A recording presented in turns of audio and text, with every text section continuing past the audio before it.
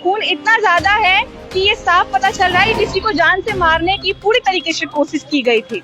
Police प्रशासन ने ये भी कहा कि यहाँ पर केवल लड़ाई झगड़ा हुआ था, कोई मारामारी नहीं हुई है, किसी की जान नहीं गई है।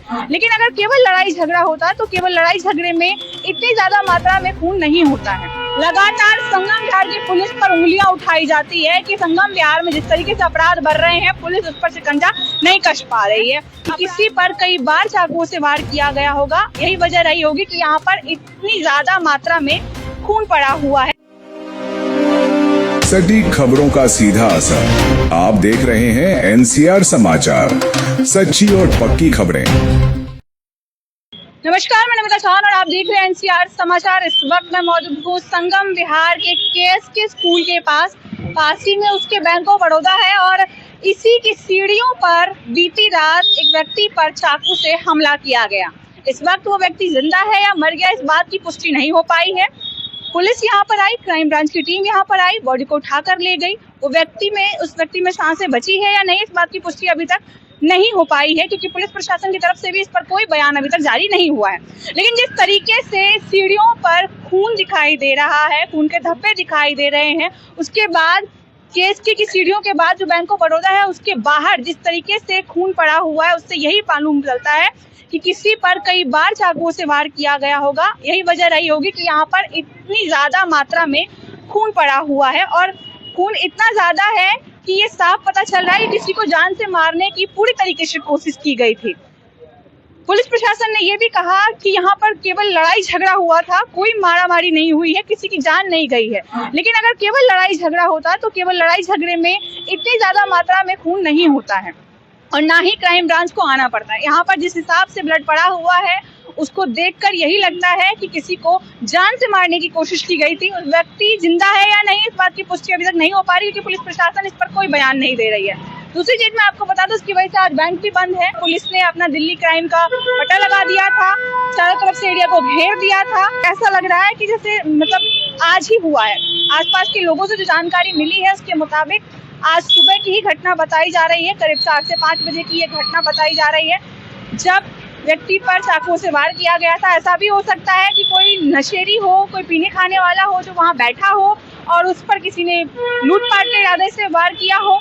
ऐसा भी हो सकता है कि किसी की आपसी रंजिश रही हो, आपसी दुश्मनी रही हो और मौका पाकर उसने उसे मारने की कोशिश की हो। उसके बाद वो जहां भागा वहां खून के धब्बे उसके नजर आ रहे, क्योंकि खून के धब्बे खून जो है वो केवल एक ही जगह पर नहीं है। मैं आपको बता दूं, करीब 2 से 3 मीटर के एरिया में खून बहुत सारा पड़ा हुआ है और इसे पुलिस प्रशासन केवल मामूली सा लड़ाई झगड़े का नाम दे रही है, जो कि बिल्कुल गलत है। क्योंकि जिस हिसाब से यहाँ पर लोग जानकारी दे रहे हैं उसके मुताबिक यहाँ पर मर्डर हुआ है और अगर वो व्यक्ति जिंदा है तो उसे मारने की कोशिश की गई है।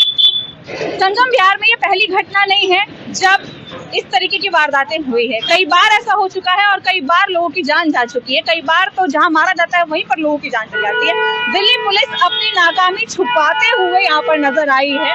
लगातार संगम बिहार की पुलिस पर उंगलियां उठाई जाती है कि संगम बिहार में जिस तरीके से अपराध बढ़ रहे हैं, पुलिस उस पर शिकंजा नहीं कस पा रही है। अपराधियों के हौसले बुलंद हो रहे हैं, लेकिन दिल्ली पुलिस अपनी कोशिशों में फेल होती हुई नजर आ रही है। कुछ ऐसा ही आज भी हुआ। जब यहाँ पर इतनी बड़ी वारदात हुई तो दिल्ली पुलिस अपनी नाकामी छुपाते हुए, अपनी कमजोरियां छुपाते हुए इस मर्डर को, एक जानलेवा हमले को मामूली सा लड़ाई झगड़े का नाम देने लगी, झूठ बोलने लगी। यहाँ पर जिस तरीके का माहौल है, मैं आपको बता दूं, इतनी ज्यादा बदबू आ रही है ब्लड की कि उससे साफ पता चलता है कि किस तरीके से यहाँ पर घटना घटी होगी। लेकिन फिर भी दिल्ली की पुलिस ने झूठ को छुपाने के लिए, अपने नाकामी को छुपाने के लिए लगातार झूठ परोसती हुई नजर आई है।